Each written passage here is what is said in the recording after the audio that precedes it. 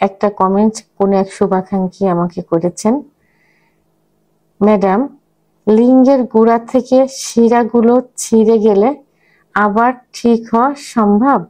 দেশের এবং প্রবাসের ভাই বোনদের প্রতি সালাম। আসসালামু আলাইকুম। আমি প্রভাষক ডাক্তার রিক্তা পারভিন, হোমিওপ্যাথি এবং আয়ুর্বেদিক চিকিৎসক, চেম্বার সেবা, হোমিও কমপ্লেক্স অ্যান্ড সেবা ডিজিটাল ল্যাব, উপজেলা মডেল মসজিদের পূর্ব পাশে, শিমুলিয়া, মাগুরা। আজকে খুব সুন্দর একটা কমেন্টসের অ্যান্সার করব, যেটা অনেকের প্রশ্ন থাকে এবং অনেকে জানতে চায়। অর্থাৎ প্রশ্নটা এমন যে লিঙ্গের গোড়ায় যে শিরা আছে, ওই শিরাগুলো যদি ছিঁড়ে যায় সেটা কি ঠিক হবে কিনা। সেটা ধন্যবাদ ভাইয়া সুন্দর একটা কমেন্টস করার জন্য। হ্যাঁ, লিঙ্গের গোড়ায় অসংখ্য শিরা থাকে, যে শিরাগুলো খুবই সূক্ষ্ম, আর এই শিরাগুলোর কাজ হলো লিঙ্গকে উত্থান করা এবং উত্থান অবস্থায় লিঙ্গকে ধরে রাখা। তা বিভিন্ন কারণে এই শিরাগুলো কিন্তু ক্ষতিগ্রস্ত হয়। এর অন্যতম কিছু কিছু কারণ হলো, যেমন বিছানায় ঘর্ষণ দিয়ে বীর্যপাত। লিঙ্গ যখন উত্থান হয়, সেক্স উত্তেজনা যখন আসে এবং যখন উত্থান হয়, তখন অনেকেই দেখা যায় বালিশে, কোল বালিশে, বিছানায় ঘর্ষণ দিয়ে বীর্যপাত করে। তো সাধারণত এই শিরাগুলোর ভিতর দিয়ে ব্লাড সার্কুলেশন হয়, ব্লাড সার্কুলেশন হয়ে কিন্তু উত্থান হয়, এবং উত্থান অবস্থায় কিন্তু তখন অত্যন্ত শক্ত অবস্থায় থাকে।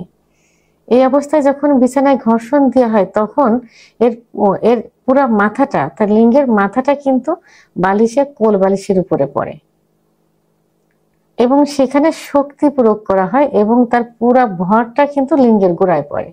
যেমন একটা গাছ যদি হেলে যায়, একটা ঘর যদি হেলে যায়, তখন সেটা যদি কোনো একটা পেলা দেওয়া হয়, তখন যেখানে পেলা দেওয়া হয় ওইখানে কিন্তু কিছু হয় না, তার যে গোড়ায় মাটিতে যে অবস্থান থাকে তার গোড়া, সেই জায়গার মাটিটা কিন্তু সরে যায়, গর্তের ভিতরে ঢুকে যায় ইত্যাদি হয়। তাহলে ক্ষতিগ্রস্ত হলো কিন্তু গোড়াটায়, পুরা ভরটা কিন্তু গোড়ায় যাচ্ছে।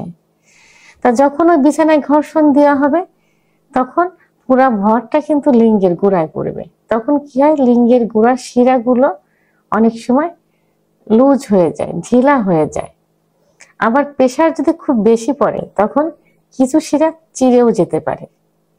তো যখন ছিঁড়ে যায়, তো ওই যে ছিঁড়ে যাওয়া যে শিরাগুলো, এটা যেহেতু অত্যন্ত সূক্ষ্ম, এটা ওখান থেকে আলাদাভাবে মাথাগুলো জয়েন্ট হয়ে যায়,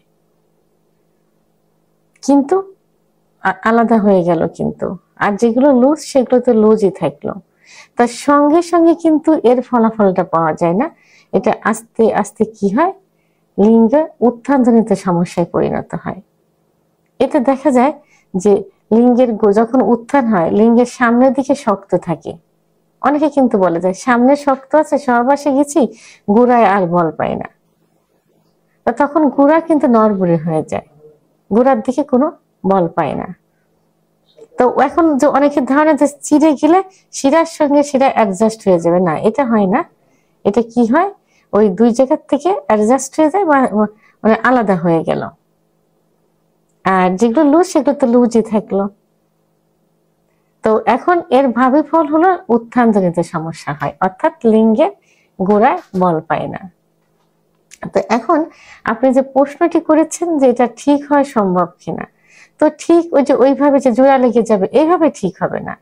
এটা অ্যাডজাস্ট হয়ে আলাদা আলাদা ভাবে ঝুলে থাকবে, এবং যেগুলো ঢিল থাকে এত লুজ থাকে সেগুলো লুজ অবস্থায় থাকবে। তো পরবর্তীতে কি হবে, উত্থানজনিত সমস্যা এমনই হবে, যেমন হস্তমৈথুন করে, অতিরিক্ত সহবাস করে, স্বপ্নদোষ হয়ে এবং সমকামিতা করে যে শিরাগুলো সংকুচিত হয়ে যায়, এটা চিকিৎসার মাধ্যমে কিন্তু কিছুটা ঠিক হলেও সম্ভব। অর্থাৎ সেটা আবার প্রসারিত হবে এবং ব্লাড সার্কুলেশন বেড়ে যাবে, লিঙ্গ কিন্তু শক্ত হবে। কিন্তু গোড়ার দিক থেকে যদি চিড়ে যায়, তো চিড়ে যায় তাহলে তো ওটা একসঙ্গে অ্যাডজাস্ট হবে না, অর্থাৎ আলাদা আলাদা হয়ে যাবে। তো এই জন্য এটাই সব থেকে বেশি ক্ষতিকর, কারণ এটাতে উত্থানজনিত সমস্যা কোন দিকে হয়, যে সামনের দিকে উত্থান হলেও সহবাসে গিলেও গোড়ায় আর বল পায় না, গোড়ার থেকে একদম নড়বড়ে হয়ে যায়, ভেঙে যায়, সহবাস একদমই করতে পারে না। ভিডিওটি সম্পর্কে যদি কোনো মতামত থেকে থাকে অবশ্যই কমেন্টের মাধ্যমে জানাবেন। আর ভিডিওটি ভালো লাগলে লাইক, কমেন্ট, সাবস্ক্রাইব করে আমার সঙ্গে থাকুন। আল্লাহ হাফেজ।